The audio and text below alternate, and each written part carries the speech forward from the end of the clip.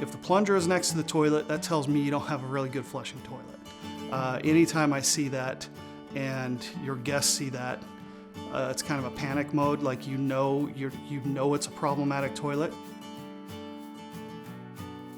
So there's several different reasons that you might want to replace your toilet. One of them just being old and worn out. Basically all the fill valve, the flush valve, the supply hose, everything is just shot and it's time to replace it. Some of the homes that were in the early 90s to mid 90s, even into the early 2000s, had a really poorly manufactured low flow toilet put in. Anytime we see those, it may be working properly, but we would recommend a replacement just based on the fact that it often plugs. The early low flow toilets had a really small flush valve, and you're trying to put a lot of water down it really fast and it just wouldn't take it.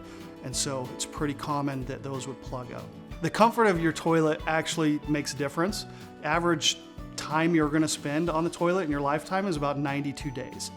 So most people we find that have a uncomfortable toilet would be that it sets low and it's a really small bowl. That's just a round bowl that is standard height, and probably what you're looking for is an ADA height or a comfort height with an elongated bowl that gives a little bigger seat. So height and size of the bowl both play a factor in that.